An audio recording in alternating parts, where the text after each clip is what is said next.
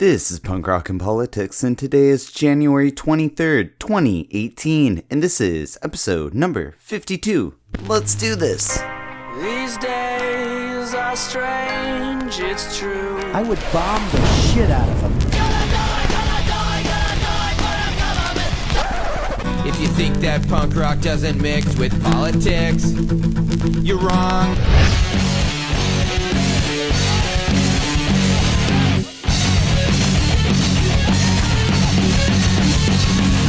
Welcome to Punk Rock and Politics. Today we'll be talking with guitarist and vocalist Trevor from the band Choice Not Chance about the illusion of democracy and the political class. It's hard to buy into a system that is so flawed, but I guess the only other thing is that revolution standpoint. But probably shouldn't say that too loud, eh? Yeah. All of a sudden I'll have a knock on my door or something. We'll also talk about virtual reality versus real reality. All that and more on today's episode. So let's get to the political mosh pit. But first, here's the news of the week. Here's what's making news.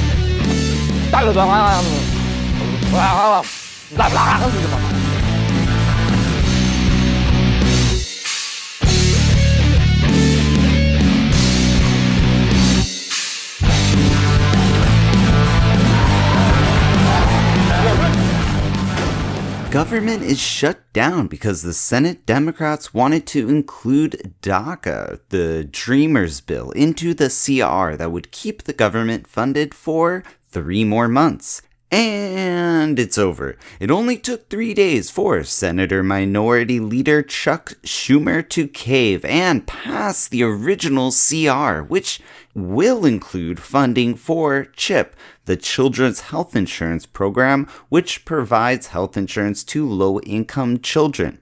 The continuing resolution passed the CR will not include DACA. However, it will keep the government funded for another 3 months. And then we get to do this all over again.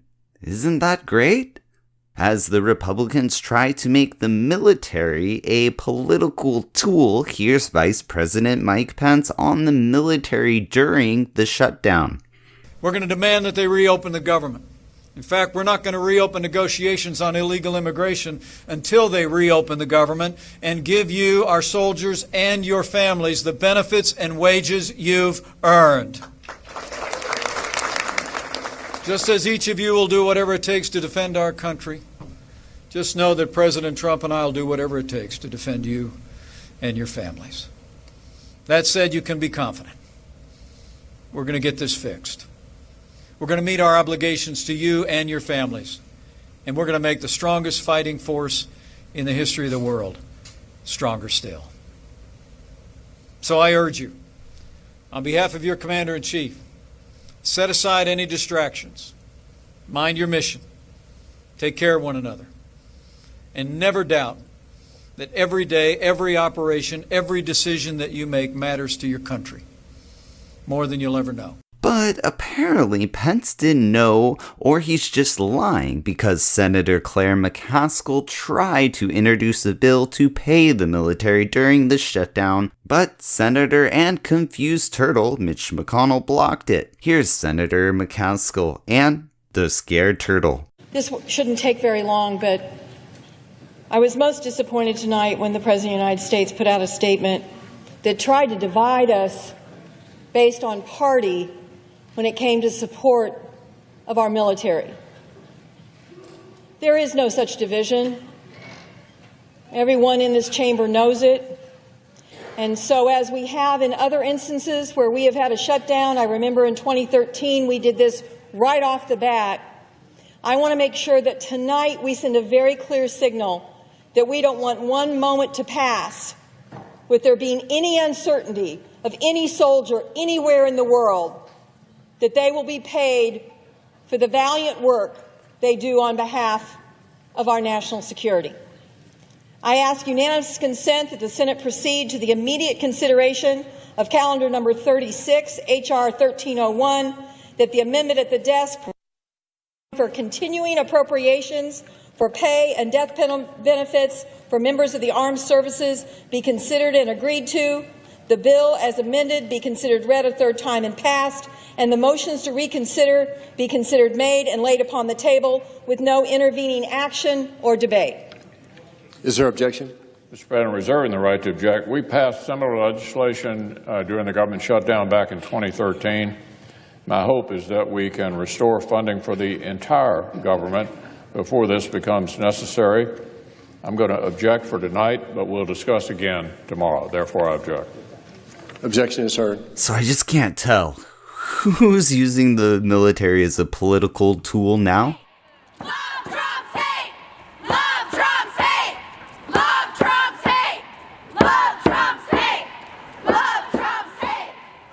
Those are some of the sounds from this weekend's second annual Women's March, which drew hundreds of thousands of women out from dozens of cities across America, all marching from women's rights to equality and, of course, the Me Too movement. And on this day in rock history, January 23rd, 1988, Nirvana recorded a 10-song demo with Seattle producer Jack Endino, which got attention of Sub Pop Records, and the rest is rock and roll history. And that's the news of the week.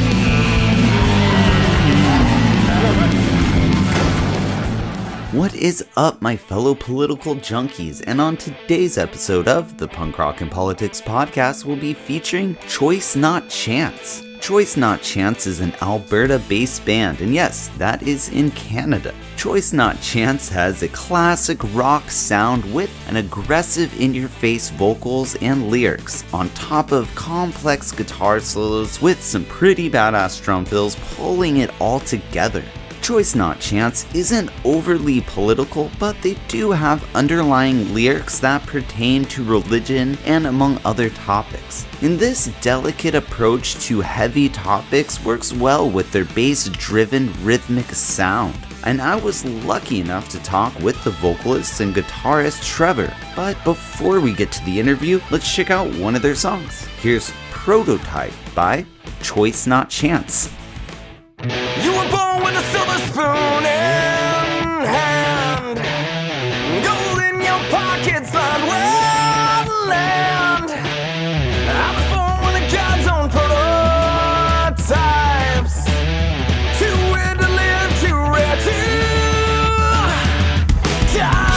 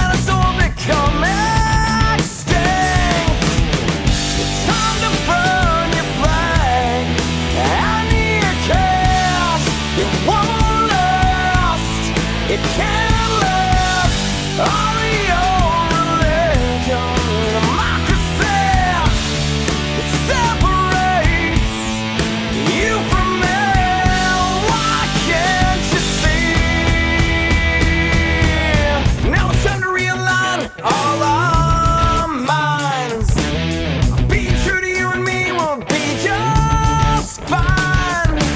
I see you see me, we're the same.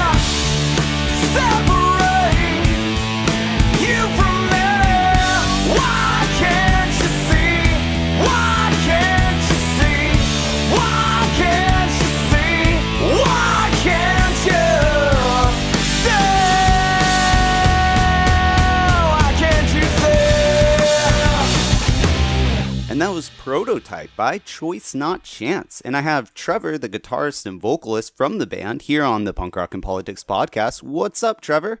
Oh, not a whole lot. How are you doing? Good. Just relaxing, chilling, wanting to listen to some punk rock and talk politics, man. So thanks for coming on the podcast. It's no problem at all. Yeah, definitely. So you and the band are from Alberta, Canada, or a small town up there, right? That's correct. We're based out of Grand Prairie, Alberta. I'm from the States, so I'm not really familiar too much with cities. How is that, a big city or pretty small? I guess it's about 60 people, so not huge, but it's probably one of the main cities in Alberta. Okay.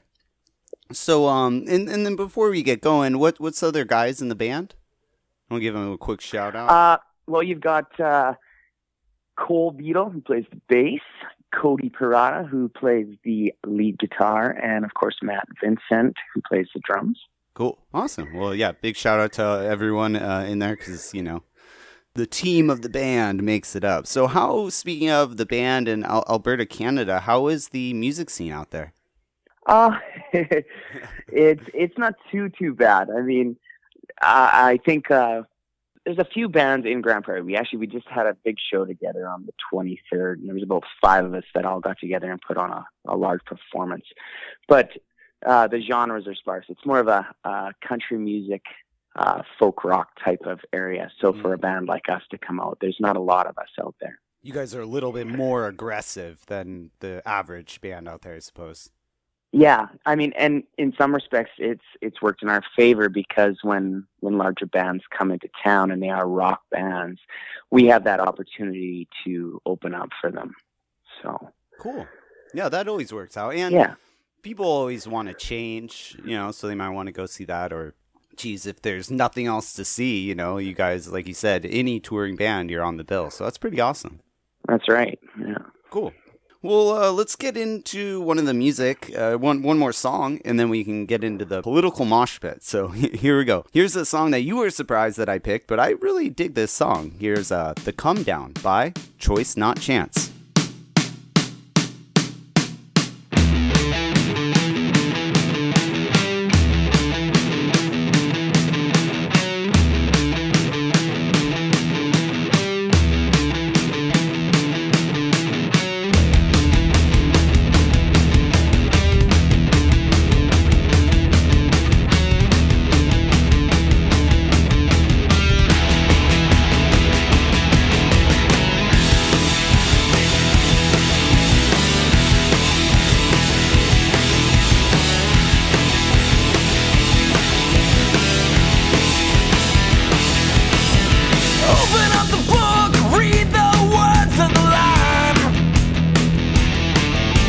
Information is your key before it fades in time. One more reason to live or a reason to die. Follow your fucking master and I'll follow mine. You stayed a while. Say goodbye. Slave.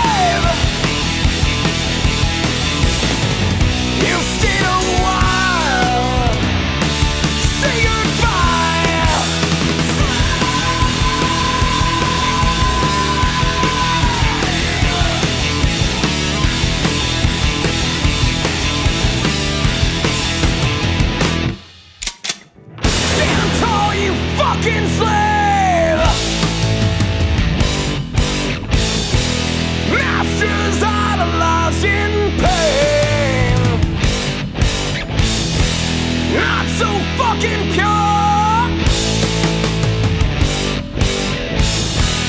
Drink the poison, you're so sure.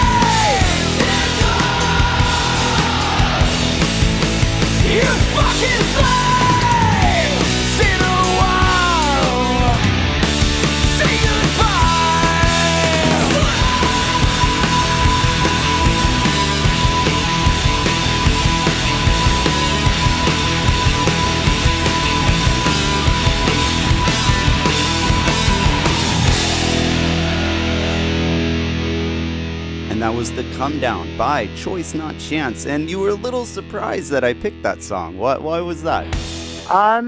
Well, one, it's it's got enough swear words it could be up there with Scarface. Yeah.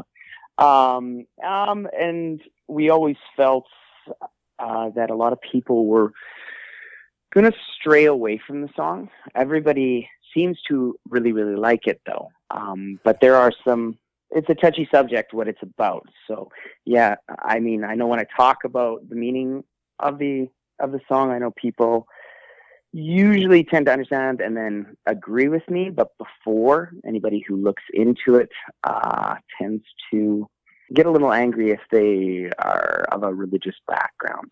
So, right, yeah, religion is a very touchy subject and how to approach it and everything. Yes, and with that song, I mean, in all honesty, I need to make sure that people understand that we really didn't have anything against faith in any means at all when the song was written. It was just the infrastructure of religion and too much control. So you should believe in something because you want to and not because someone tells you. Oh, yeah. And I think that applies to pretty much anything now in our society, especially with there's so many organizations and groups and, like you said, religious organizations that they're so huge and monolithic that they have such a control over humanity as a whole. So now we'll get into the political mosh pit. And when I was kind of talking to you about deciding what songs we were really going to, or what issue we're really going to talk about, you said the illusion of democracy. And I thought that was really interesting. So what did you mean by the illusion of democracy? Well, essentially, you have people in control, but there's so many variables for getting those people even into control. And I mean, essentially, the person with the most money gets an opportunity to be up front and seen on TV. And that doesn't mean necessarily that person is the best person for the job. I mean, a gentleman just sitting down on his couch who could be working a 9 to 5, Monday to Friday, may have more intelligence than the prime minister, but he definitely doesn't have as much money. And maybe he thinks about the people in general much more than the person standing there. But because that person is back, they will always get ahead. Well, and not just money, but I would say influence and your family, because up there in Canada, you guys have Justin Trudeau, and his father, he was in politics also, right? That's correct. Yeah, he's the current prime minister. No different than George Bush, right? And the same with you, right? George Bush's, exactly. Exactly. Yep. Same thing, right? Yeah.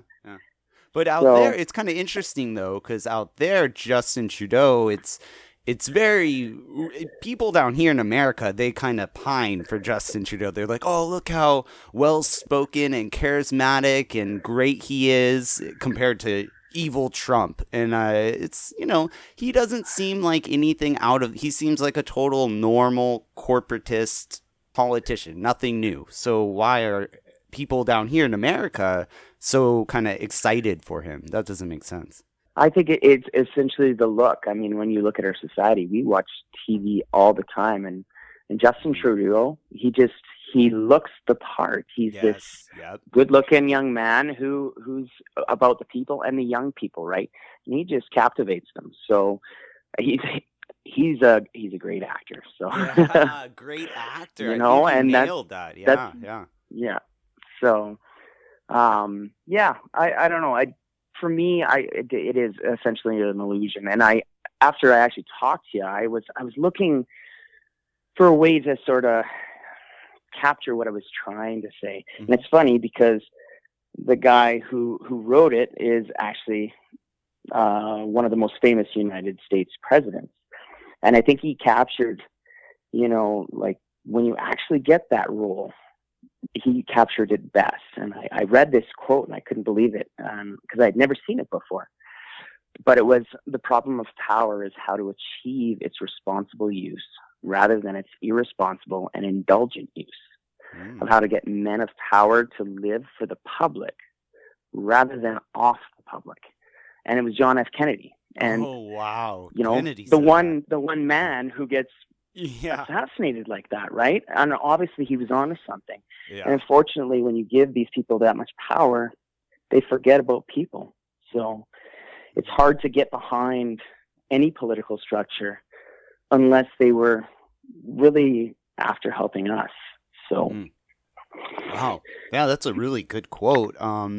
Kennedy was on to a lot of stuff, actually, as you're saying. And for him to be assassinated the way he was, and then also RFK, his brother, and Martin Luther King, who these are huge move makers, and they were changing society. So it's almost kind of like, I'll buy into your idea off your premise, the illusion of democracy. It's kind of like if we do get in to power, or some huge activist rises to power like Martin Luther King Jr., they're kind of struck down by the establishment. I mean, it sure as hell looks that way. It definitely does. I mean, the boys with the money make sure that the system continues to go the way they need it to, and they continue to make money, right? Mm-hmm. So nothing else. It's tough to bring that down.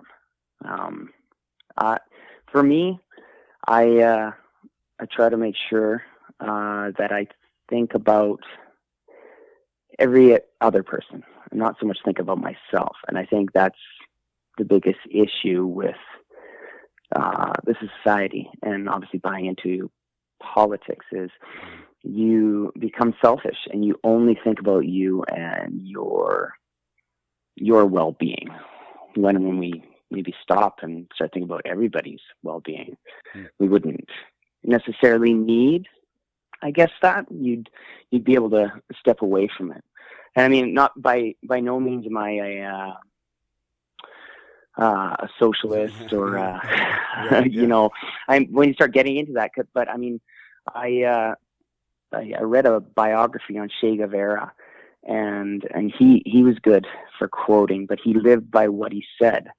True revolutionaries and stuff, they guide by a great feeling of love. And if you're actually thinking about everybody else but yourself, you're the best possible leader out there.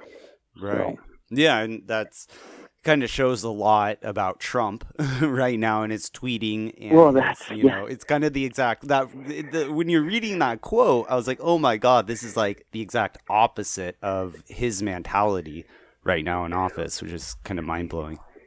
Well, yeah, I mean, Trump he's a business owner. Yeah. What do you do to make sure that you're taken care of for the rest of your life? Make sure your businesses do well. And he's doing very well with that. and all the people who are involved in his businesses, right? Well, in corporate America in general, I would argue, really, because look at the stock market's going great, and a lot of things are doing good. However, wages are stagnant. More people are losing their health insurance. Health insurance prices are going up. I mean, down here, we pay arm and a leg. People down here have to go up to Canada up there to buy some of the medicine, which is just crazy. So it's really is interesting how they kind of have a capture hold, and they keep you in this, like you said, illusion of an idea that, we can vote a certain way and fixing. And, that really makes me go back to 2008 and 2007, 2008, and 2009 with Barack Obama. I was very, very gung-ho with Barack Obama because after George Bush, the economy collapsed. They gave, $700 billion to the bank, free handout. And Obama was coming in promising change. And when he got in, he really, really didn't deliver any of that change. He didn't lock up or prosecute any of the banksters that caused the financial meltdown. And it really, for me personally, that was one of my big shattering of the illusion of politics. And that's, I mean, you pretty much nailed it. Yeah. He had the backing, and he said the things that people wanted to hear. Oh, he had the political clout. Why he got where. So, it's hard to buy into a system that is so flawed. But I guess the only other thing is that that revolution standpoint. But probably shouldn't say that too loud, eh? Yeah. All of a sudden I'll have a knock on my door or something. Well, considering here the Democrats and the Republicans joined forces to reauthorize the FISA Act, which basically gives the FBI and President Trump the ability to warrantlessly spy on any American now, any U.S. citizen. So like that also, going back to bringing it to an illusion, we have the Women's March down here, and a lot of these people are part of this resistance movement where they're saying how evil Trump is, and we must resist Trump, and he's a dictator, he's a racist, he's a fascist. But then they go and they vote to give him authorization with the FISA bill to be able to spy on more Americans. So how can you say one thing and then go and vote another way? Going right back to this illusion. It's an illusion of a resistance movement. Yeah, no, absolutely. Actually, once you started saying the giving him power there, you made me think of a book, George Orwell, 1984. Oh, yeah, yeah. I mean, you're tumbling down that rabbit hole into that society. Yeah. Oh, yeah. And it's extremely scary. I mean, I've read that book probably 2-3 times, and every time it always brings a new light into it. And yes. It's the same thing with literature, the way we have basically allowed everything to sort of go electronic. I mean, I still buy books in paper form because I'm absolutely terrified, and I don't think me I'm a nut or anything, but I'm terrified that once they do go electronic, it's not hard to change that. Yeah, it could be taken away. It's almost kind of like, speaking of classic books, it's almost like Fahrenheit 451, and getting rid of the books, but you don't have to burn them. You just get people put them online digitally. You don't even have to burn them in a way, because people will go with this. And back to 1984, this is great. I totally blew my mind because the other day I was on Twitter just looking at Trump's tweets and reading through a lot of the angry tweets that people, anytime he puts anything, everyone angry tweets, responds to him. And it made me think of, like you're saying, 1984, and every morning Winston and everyone they would have to have, was it a minute of rage or something, where they'd wake up and it'd show a face, and then they would all get mad and yell. And it was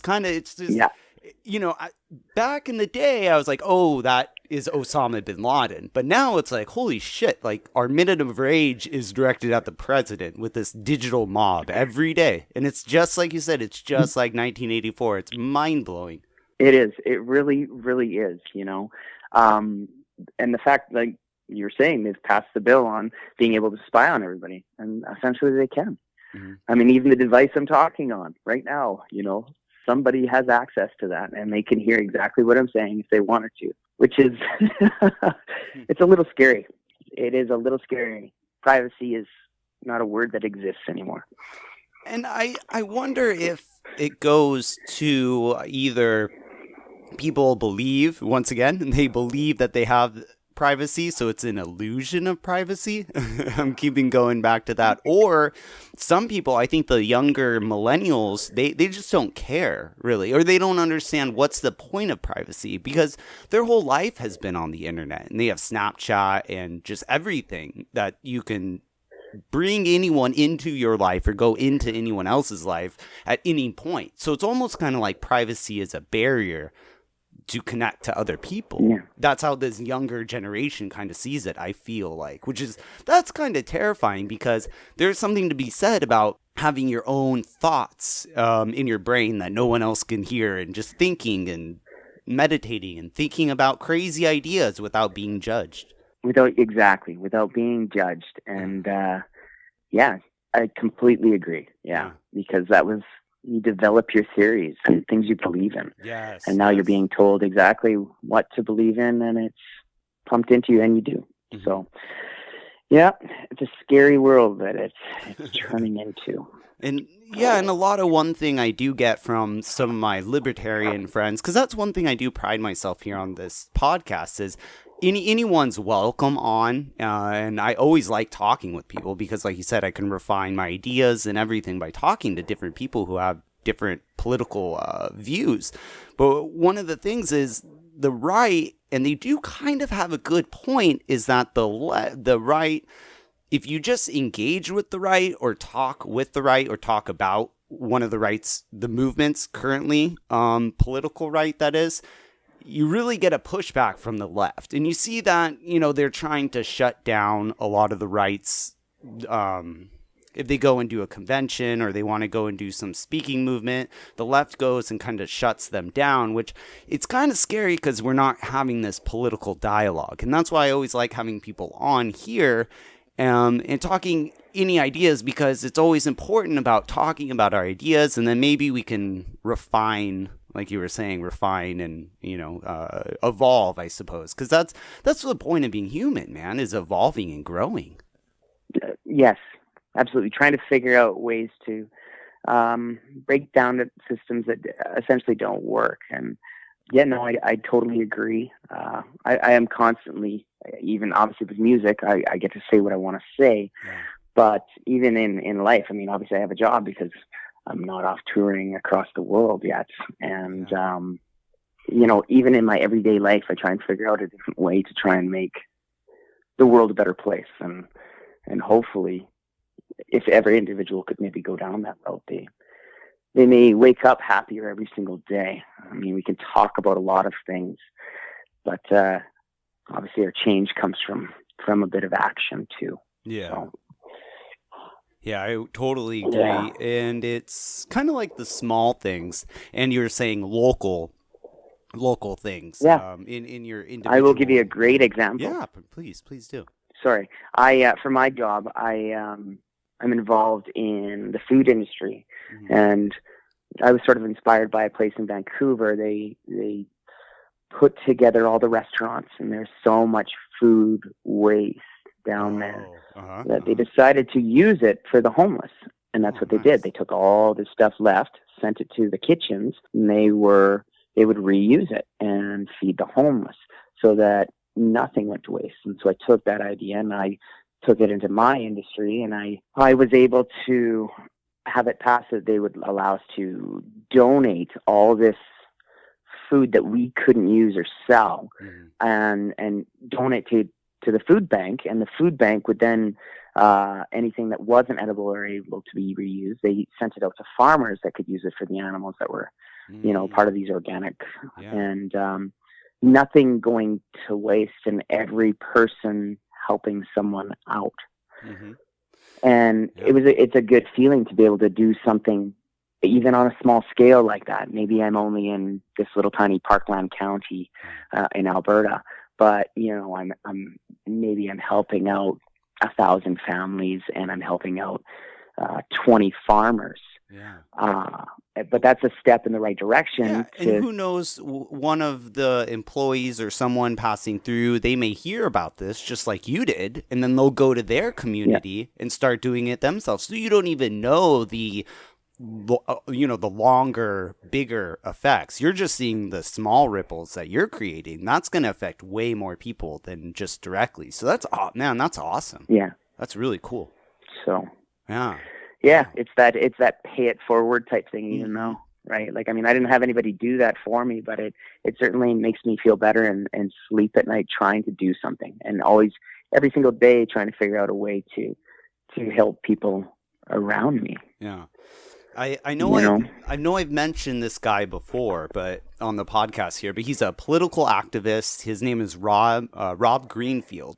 And he originated here from San Diego, but he's been traveling the country, and his big thing that he really promotes is dumpster diving, behind grocery stores. And he always does all these videos, and and he goes in and he'll find hundreds of apples and pears and then even drinks, and some of them are maybe a couple days after the expiration date, which are still good, still edible. But a lot of them sometimes are even before the expiration date. Like, they haven't even gone bad. They just had to get them off the shelf. So, and he does this. He does videos. He even created a fund. So if anyone gets arrested doing this, there's a fund online that you could go to, and they'll pay all of your legal fees, which is like hilarious. But it's so crazy that we're having to promote this because there's so much food waste, and that's such a huge topic. And then at the same time, we have a homeless epidemic with people who don't have food, don't have places to live. And it just seems so easy to click the two together like you did, but a lot of communities really haven't done that yet. No, they haven't, because, and it's, in most respects, it's a bit of our own fault as well. I know the biggest issue that we faced was the fact that you give away stuff, and then one person who's looking for not escape, but an opportunity to make money for themselves. And they turn around and they sue them. We were sick, and now that company lost money, and that company puts a stop to it because of one person's poor judgment. And that's the problem, once again, with the way that the society is set up. Yeah. You're very selfish as individuals. And if you realize before you made that decision to think about yourself and the money maybe you needed, and thought, oh my gosh, all this food that's going to all these people, it's not just me this is going to affect when they stop doing it. And once again, that's one of the words that I really think is the biggest downfall, which is selfishness. Yes. So back to that JFK quote you were saying earlier about power and everything. A close friend of mine one time told me this saying, and he said, humans are kind of like crabs in a bucket. We could all team up together, and we could get out of the bucket, but instead we'll claw and kill each other to death trying to get out of the bucket. But in the end, we're all going to die in the bucket together. So, I'm like, dude, we're just crabs in a bucket, just trying to kill each other, which if we just stop for a second and work together, we could totally fix a lot of these problems. And personally, I think that's the main, I think everyone agrees that, whether you're a Republican, conservative, left, liberal, but the problem where we come to the fork in the road, per se, is, do we use government to fix this problem, or do we use private corporations to fix this problem? And I kind of think both are flawed, both ideas, but doing it ourselves, that third road, how I mean, that's the kind of in libertarian or anarchist, but how do we do that third road, which is helping ourselves? We don't rely on corporations. We don't rely on government. How is that even? Do you see that being possible?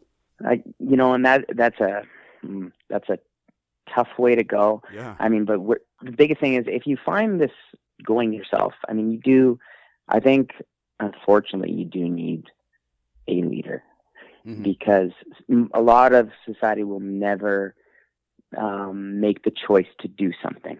They just want to follow. And that's okay, because you need people like that who are going to follow. But how do you find the leader who doesn't think about himself or herself? You know, how do you find that person and make sure that, you know, being the one in charge doesn't affect their judgment? Unfortunately, they're very, very hard to find, I think. The John F. Kennedys and Che Guevaras of the world, you know.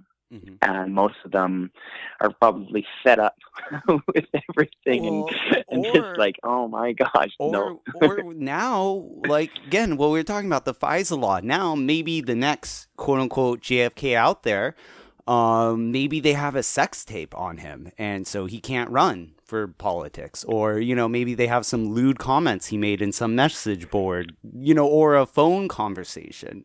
So, I mean, because God knows JFK was having an affair with Marilyn Monroe when he was in office. So now with all the spying capabilities and everything, I'm almost terrified that I don't even think anyone could come to power because there's so much dirt on everyone because we don't have that privacy like we were talking about.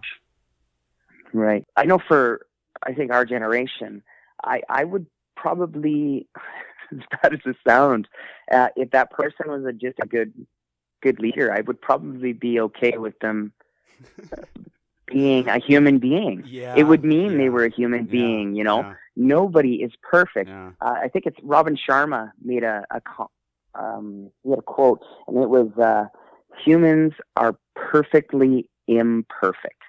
And if you focus on something like that and go, okay, yeah, this is an individual, but this person has done, you know, if they do get into power or whatever, they're thinking about us. So they did something on the side. I would hope that would be the case. But watching history and watching politics over the last, 30 years now, or really ever since I've been alive, conscious, seeing Trump, going back, Bill Clinton, the liberals, Bill Clinton got a blowjob by an intern in office. Who the fuck cares? It was consensual. Who cares? He shouldn't have been impeached over that. He shouldn't have been testifying in the first place to be lying. Okay, so who cares? Now, fast forward, 20-something years? We have Trump. A thing came out that Trump had a sex with a porn star, and then he paid her off to be quiet. And the liberals are freaking out, and which is really funny. The conservative, Christian conservative coalition, they're like, oh, who cares? It's just his personal life. So I really wish that was the case, and I totally agree. I don't give a fuck if Bill Clinton's getting a blowjob or if Trump's having sex with a porn star. I don't care. I'm more concerned with their policies, but it's the hypocrisy. It's just insane from both sides. No, and it absolutely. goes to that cult tribal mentality where they're like, oh, well, it's my side, so it's okay, but your side, it's not. It is. Yeah. No, you're absolutely right. I don't understand how it's okay for one or not for the other.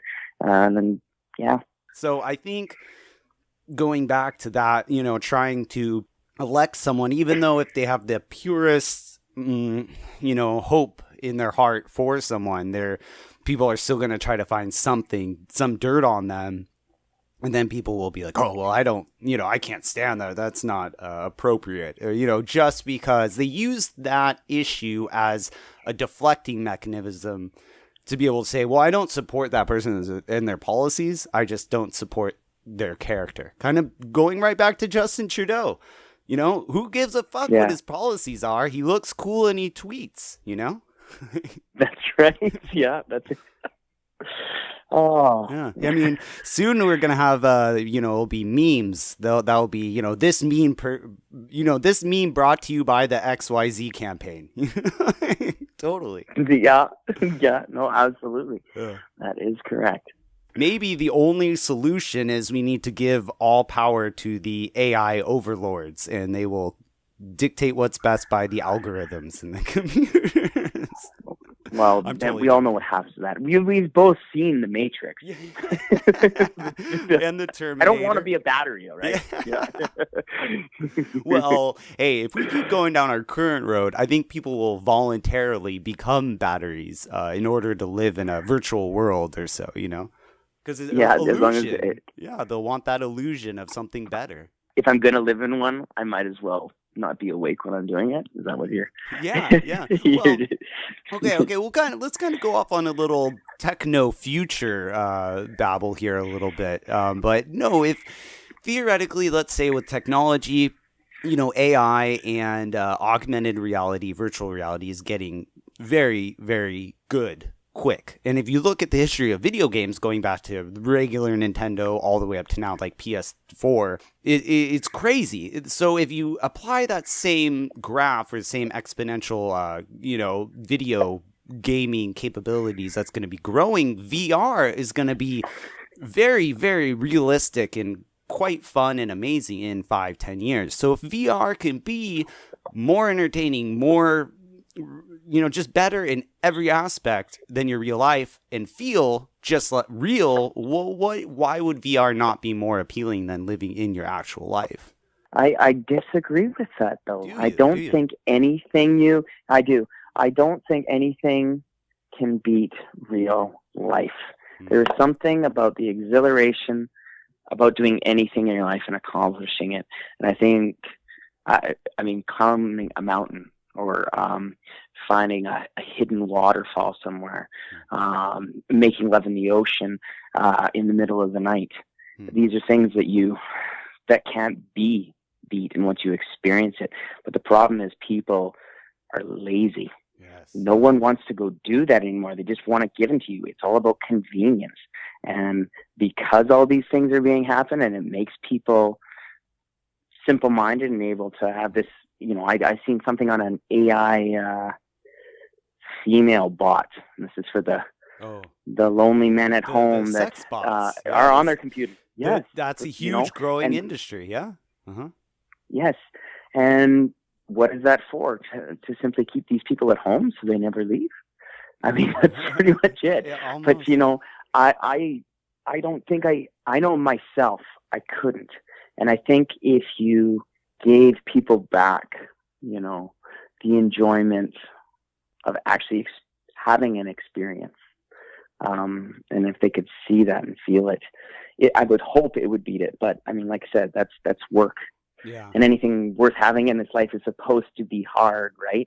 Yes. Yeah. That's the way I feel about it, right? So I understand the industry is coming, but I do, I have little girls and they like their iPads and they're sucked into this stuff and it's growing. Yeah. But as a father, I have a job to make sure that I go, okay, that's enough. Now we're going on a hike. Yeah. We're going for a hike. This is what a snake looks like when it actually moves. Yeah. And that's what a duck looks like when it flies. You are close to it. You could touch a living, breathing entity, and it's not plugged into the wall.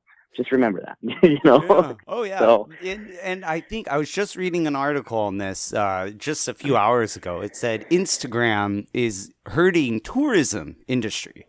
And because just what we were saying, why go to a place when you can just search a hashtag and go search all this stuff, or go on Periscope and watch someone doing it live? Yeah. I don't really get, because there's a thrill and something special about doing it, actually going and doing it. I completely agree. But there is a growing industry, whether maybe people don't have the money to be able to go. That's and do it, these, right? I think that might be it. And I'll just get a phone and I could live in my house and I don't have to spend all this extra money that I don't have. Yeah, they will do it for you at a quarter of the price. Yeah. And then we'll become obese people living downstairs by our computers. Man, you're killing my dreams in society. No. Like WALL-E. You just said you have kids. I know you've seen WALL-E, right, from Disney? Oh, I totally have seen WALL-E. Yeah. I love that movie. Yeah. Actually, you're getting older, and we were just watching Hunger Games. Oh yeah. And this is what we're watching right now. And I was going to be talking to you, and I don't know, watching Hunger Games and looking the way that society is, I'm just like, wow, we are not far off. Yeah. Freaky. Yeah. And the thing like we were just, what I was saying before, the crabs in a bucket mentality, if we did finally sink low enough to get to the Hunger Games world, would people step up? They're like, well, fuck it. My kid's not being chosen to go fight for their life. So I'm not going to say anything, because if I step out of line, who knows what's going to happen to me? Like, let that family suffer. We'll be okay for now. And that's pretty much our mentality right now. So if we did slip into that society, I think I see a lot of people just being complacent. I think so, but like, there's always going to be one. Yes. And that's all it's going to take. And that's right? all it takes, because then there'll be the followers who know that this is wrong and we need to follow that leader. So before we wrap it up and everything, this is really interesting. Yeah, I wasn't sure where we were going to go with all this, but I like it. Kind of focusing on the illusions of society and illusions of politics and democracy and everything. So what, in your main opinion, would be the best way of breaking these illusions down? You know, kind of seeing the man behind the curtain, so to say. How do you unveil the curtain? Yes. Yeah. That is the toughest. I mean, that's like winning the lottery. You're asking for, like, well, you know, just your shot in the dark opinion. You know, my shot in the dark. Yeah. The biggest, I think, to fix it is stop being selfish and think about your neighbor. There was a time and a place when you knew your neighbor's name and you had a barbecue in the back. You know, you knew all the people on your street. You felt somewhat safe. Maybe that was all an illusion then too, but you felt as though you knew everybody. It's like that small town feel. Yeah. Getting back to knowing people and wanting to be around the people you knew, and don't segregate yourself off from the world, because knowing the world is so important. I completely agree. Yeah, and especially with your neighbors, how many people have been disconnected with their neighbors and their relatives and family, and a lot of it recently with friends and family has to do with politics and with this great divide that we're creating against us versus them mentality, and we're not talking to people. So my shot in the dark thing for breaking the veil or unveiling the veil would be to have conversations like this that we're having, but perhaps maybe with someone that you don't really agree with, or a family member you don't really see eye to eye on, and instead of kind of approaching it trying to convince the other person of what you think, why don't you talk to someone else and try to understand how they feel, where they're coming from. Then once you understand how they feel and where they're coming from, then you could step back, and it's way easier to relate. And maybe you might not see them as a racist or a homophobe or an evil capitalist. You might understand where they're coming from and who they are, and it'll be better to communicate, I think. Yeah. No, I completely agree with that. You know, It is so important to see the world from as many perspectives as you possibly can. Exactly. I think it's that try walking a mile in their shoes before you go and judge somebody. Right? Yeah. Oh yeah. And we'll wrap it up really quick, but I definitely want to say, man, thanks a lot, Trevor, for coming on the podcast. I know before we recorded the interview, you're kind of talking, you said the band itself kind of has been hesitant to get into politics because it's been so divisive and so just dirty. So I do really want to say thanks for coming on the podcast and having a discussion. And I think I hope we won't offend anyone with this discussion, right? I definitely, you know what? Maybe we will, and it will start a movement, and people will be like, yeah, but maybe they'll listen to the last words, you know, listen to somebody else's perspective and understand the way they think too. Mm-hmm. Yeah.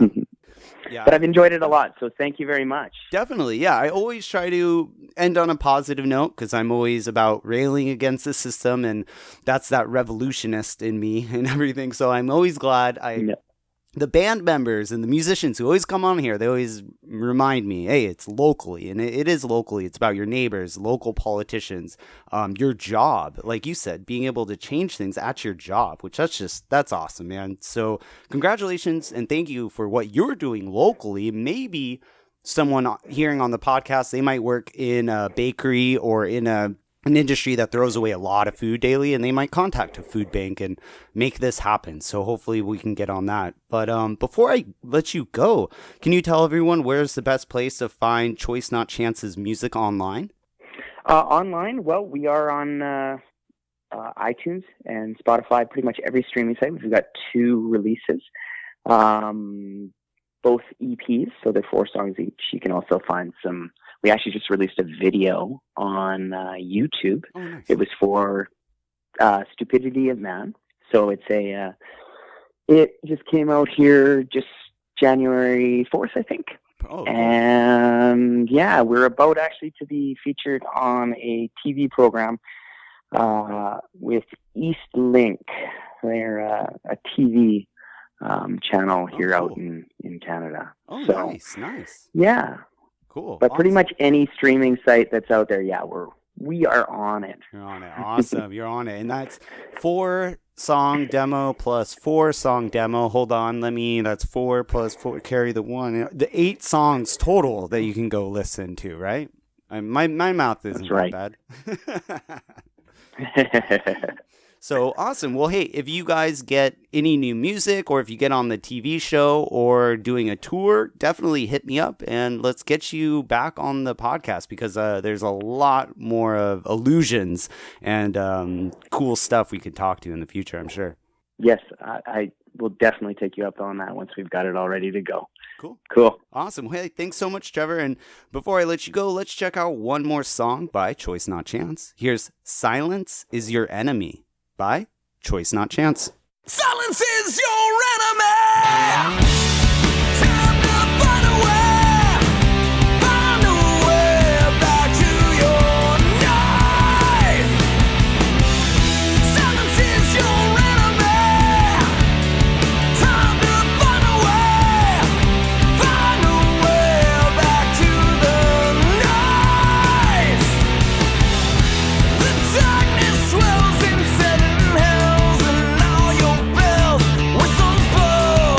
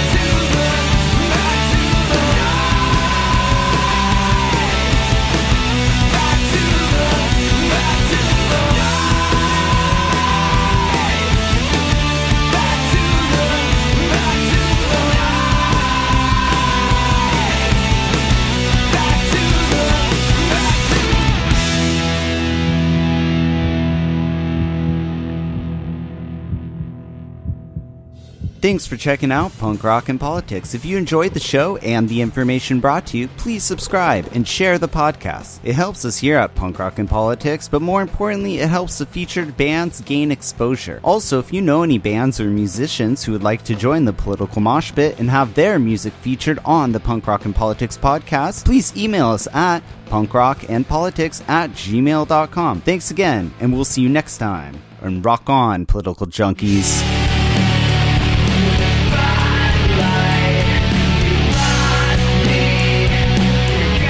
I think our society is run by insane people for insane objectives. Doing a better job of talking to each other. The left hand now knows what the right hand is doing. Look at those hands. Are they small hands? And he referred to my hands. If they're small, something else must be small. I guarantee you there's no problem. I guarantee it.